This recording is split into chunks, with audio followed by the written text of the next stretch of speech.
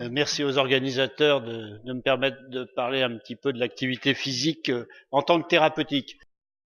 Alors, on va faire un petit exposé, je dirais en trois parties, rappeler un petit peu ce que l'activité physique entraîne sur le plan biologique, mais aussi toutes les études thérapeutiques qui ont amené à ce que la loi de santé comporte un article sur la prescription de l'activité physique. Et après ça, montrer ce que c'est que cet article dont on attend les décrets pour le mois de novembre, et puis voir si c'est quand même réalisable dans notre cadre de notre pratique de médecin généraliste de premier recours au quotidien de prescrire cette activité physique. Alors quelques données quand même qui sont importantes de se rappeler, c'est que génétiquement au départ on était chasseurs-cueilleurs et que très très rapidement ces dernières décennies on a complètement modifié notre mode de vie à la fois sur le plan de l'activité physique et bien sûr sur le plan nutritionnel, les deux étant souvent mis en cause dans beaucoup de pathologies. Donc des chiffres dans les pays occidentaux, en 50 ans, on est passé à peu près de 10 km à pied par jour à moins de 400 mètres. Et un autre chiffre, le produit intérieur brut des pays occidentaux en un siècle était produit à plus de 90% par la force humaine et maintenant c'est moins de 1%. Autre courbe, en 2 siècles, on est passé à peu près de 8 heures d'activité physique par jour à moins d'une demi-heure, comme je le disais précédemment. Bon, je ne vais pas vous rappeler tout ce que vous avez appris dans vos cours de physiologie, mais on le revoit encore régulièrement parce que l'activité physique, de fait, ça prévient beaucoup de pathologies puisque physiologiquement, ça agit dans beaucoup de systèmes biologiques de notre organisme et également dans le cadre de psychique, psychosocial. Mais l'activité physique, ça agit aussi, enfin maintenant on l'utilise également à titre thérapeutique. Il y a eu énormément comme publications qui ont été faites ces dernières années. Vous pouvez télécharger gratuitement sur le site de l'INSERM ce gros document de plus de 800 pages qui s'appelle activité physique, contexte et effet sur la santé. Et là, dedans sont repris toutes les publications validées jusqu'en 2008, toutes les publications pour les différentes pathologies sur lesquelles la preuve de l'efficacité est faite. Alors il y a eu cet été une méta-analyse qui est sortie, vous l'avez peut-être vu passer, il y a 174 articles qui ont été repris dans cette méta-analyse, on va en redire quelques mots. Et donc là, dans cette méta-analyse, il parle à la fois de la diminution du risque initial de pathologie par l'activité physique, et puis il parle aussi de l'abord thérapeutique.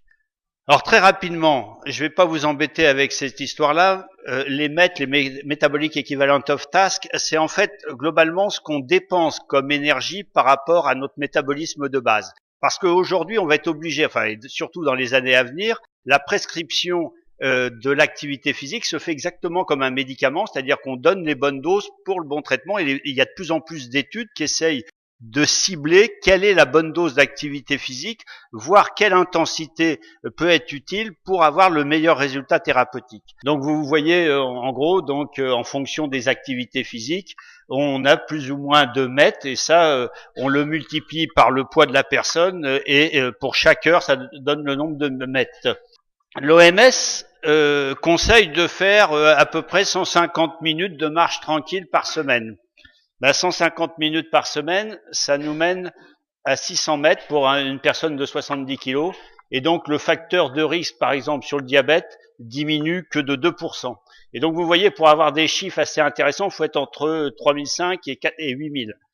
Et puis après, ça replafonne. Ça n'a pas beaucoup d'intérêt d'en faire plus. On retrouve ça à peu près pour toutes les pathologies. Dans le cancer, c'est pareil, j'ai pas mis la diapo. Ce qu'il faut savoir, par contre, vous connaissez la VO2 max pour tous ceux qui s'intéressent à l'activité physique et sportive. Et ce qu'il faut savoir, c'est que la VO2 max, plus elle est basse, plus on est dépendant. Quand on est un très grand sportif, on est dans ces chiffres-là. Et on peut gagner le Tour de France ou des marathons en 2h07. Et puis, quand on est un petit coureur moyen, on est à peu près comme ça. Et puis, quand on arrive dans ces chiffres-là, on est au seuil de dépendance. Et quel que soit l'âge, on peut décaler notre VO2 max. Ça veut dire, dès qu'on va refaire de l'activité physique, quel que soit l'âge, on va remonter notre VO2 max. Ça veut dire aussi qu'on va retarder notre seuil de dépendance. Pour tous les systèmes biologiques, l'activité physique passe par des stades de déconditionnement. Ça, c'est pour la BPCO, mais c'est applicable à tout, à l'appareil locomoteur, à l'appareil cardiovasculaire, même au niveau neurologique. Et donc, on passe par des stades de déconditionnement. C'est la spirale du déconditionnement, mais pour se reconditionner, on passe aussi par cette spirale-là. Et la difficulté que nous, on trouve avec nos patients, c'est de sortir de là. Après ça, une fois qu'on est sorti, qu'on a réussi un petit peu à sortir de cette espèce de cyclone infernal, de l'œil du cyclone, on peut regagner un petit peu, plus facilement. Alors ça s'évalue l'activité physique, il y a des tas de questionnaires en tout genre, je vous ai mis le questionnaire IPAC qui est très facile à remplir, peut-être qu'un jour on vous proposera, on en a discuté avec quelques-uns, un document adapté directement aux généralistes où le patient remplira en début de consultation, quand il viendra pour une consultation d'activité physique thérapeutique, le document qui permet d'évaluer où il en est de son activité physique actuelle, et en fonction de la progression, on pourra à chaque consultation évaluer avec des scores où il en est dans l'évolution de sa pratique d'activité physique. Il y a des tas d'objets maintenant qui permettent de le mesurer sans noter sur un carnet. Je vous rappelle aussi que le Collège de médecine générale, à qui la Caisse nationale d'assurance maladie avait demandé au début d'année un long rapport pour l'évolution de la ROSP, a proposé que l'activité physique thérapeutique fasse partie de notre ROSP. Et on en arrive maintenant, puisqu'il y a eu toutes ces preuves de la nécessité de l'activité physique, à la fois au niveau de la prévention et de la thérapeutique, à ce qu'on a appelé l'amendement Fourneron, c'est-à-dire que dans la loi de santé, il y a un article dont j'ai pas remis le numéro, qui prévoit les choses que j'ai écrit, j'ai retenu les phrases les plus importantes, que dans les maladies de longue durée, le médecin traitant peut prescrire une activité physique adaptée à la pathologie du patient, que ces activités physiques sont dispensées par des organismes qui seront labellisés par l'Agence régionale de santé, et qu'il y aura, dès la formation initiale, une formation à la prescription de l'activité physique adaptée dans les études de médecine et dans les études de santé. Le décret prévoit probablement, on attendra de voir ce qui sort au journal officiel, mais un carnet de liaison qui permettra de faire le lien entre le médecin traitant et le personnel d'encadrement de l'activité physique. Moi, je vous encourage à mettre sur votre ordonnance ALD, à programmer directement des petites phrases comme ça. Ça a un gros intérêt, c'est que le patient sait écrit. Vous avez rien à faire d'autre que de l'effacer quand vous n'avez pas besoin de le laisser dans l'ordonnance ALD. Ça s'inscrit tout seul. Et le pharmacien, l'infirmière, le kiné voit que vous avez dit à votre patient l'activité physique, vous devriez la pratiquer. Donc, c'est une façon un petit peu de le stimuler. Il y a des outils très bien faits. Je vous donnerai les références pour apprendre à prescrire avec des tas d'aides. Là-dedans, il y a des tas de petites fiches pratiques pour les différentes pathologies. Il y a le Vidal du sport qui a été fait par la commission médicale du CNOSF. Localement, vous pouvez trouver les sites où il y a des clubs ou des coachs en activité physique adaptée sur le site dont vous avez le lien là-haut.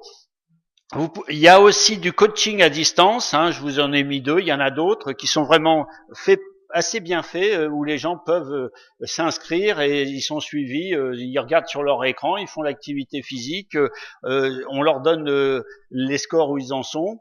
Donc, pour une bonne observance, il faut savoir vendre aux patients l'intérêt qu'il va tirer de cette activité physique, du bien-être, moins de douleur, vous le savez dans le traitement du cancer du sein par exemple, la diminution des médicaments et donc des effets secondaires, une certaine liberté et aisance corporelle et psychologique qu'il va retrouver, donc faut lui vendre, ça lui prend du temps. Ce que je vous conseille, c'est quand vous voyez un patient qui n'a visiblement pas une vie du tout active, qui est très sédentaire, eh bien de lui dire, écoutez, je vous ai parlé plusieurs fois de bouger un petit peu plus, si vous voulez, vous rappelez ma secrétaire, vous lui demandez un rendez-vous où on ne fera que ça, de parler de l'activité physique, là où vous en êtes, ce que vous pourriez faire, donc vous la rappelez et vous lui demandez une consultation pour la mise en place de l'activité physique. L'avantage de cette démarche, c'est que, c'est le patient qui est dans la démarche de prise de rendez-vous et donc il est déjà plus motivé, et 2, ça nous donne du temps pour pouvoir vraiment nous consacrer à cette prescription quand le patient arrive. Voilà références bibliographiques auxquelles vous pouvez vous référer. Le nombre de morts subites pendant l'activité physique ou autour de l'activité physique, c'est-à-dire dans l'heure qui suit, en gros, est estimé entre 1200 et 1500 par an en France. C'est-à-dire presque la moitié du nombre de tués sur les routes. Bon, ceci étant, c'est complètement, l'activité physique ne fait que révéler une pathologie qui est là. C'est-à-dire que la personne ne serait de toute façon décédée de sa pathologie. Alors, avant 35 ans, je reprends les recommandations du Collège des cardiologues du sport, avant 35 ans, c'est surtout les troubles arythmogènes, avec les cardiomyopathies notamment. Alors, les cardiomyopathies, c'est plus l'homme que la femme, c'est souvent familial, c'est plus chez les Noirs. Donc, à peu près 60% des cardiomyopathies ou des troubles arythmogènes, genre Brugada et compagnie, peuvent être dépistés par l'électrocardiogramme de repos. Donc, le collège des cardiologues du sport dit, avant 35 ans, au moins tous les 3 ans, un électrocardiogramme. Voilà. 5 ans, moi je pense qu'il ne faut pas être aussi absolu. Si tu n'as pas d'antécédents personnels, pas d'antécédents familiaux, que tu es un homme à bonne santé et que tu fais pas un sport très intensif, on peut sûrement faire moins souvent. Mais enfin, il faut quand même savoir que 60 à 70% de ces pathologies sont dépistables par l'électrocardiogramme. Après, comme tu l'as dit, 45 ans, de toute façon, s'il y avait une pathologie arythmogène comme ça, on le saurait déjà. Donc, on est dans les coronaropathies et les risques liés aux accidents des coronaropathies. Et là, par contre, à part l'épreuve d'effort, il n'y a pas grand-chose, on ne va pas faire une coronaro à tout le monde. Donc là, c'est vraiment fonction des facteurs de risque, à la fois familiaux et personnels du patient, naturellement. S'il était fumeur, qu'il a en plus un bilan lipidique qui est mauvais, que voilà, qu'il y a eu un infarctus dans sa famille, je pense que là, de fait, l'épreuve d'effort s'impose. Quand on ne sait pas, alors il y a quelques médecins du sport maintenant qui sont plus orientés sur l'activité physique. Dans la région là, haute et basse Normandie, il y a une vingtaine de médecins qui soient à l'institut salariés ou libéraux, qui se sont formés à ça, qui peuvent donner un avis éclairé. Moi, personnellement, je reçois régulièrement des patients qui me sont envoyés par certains d'entre vous pour ce genre d'avis.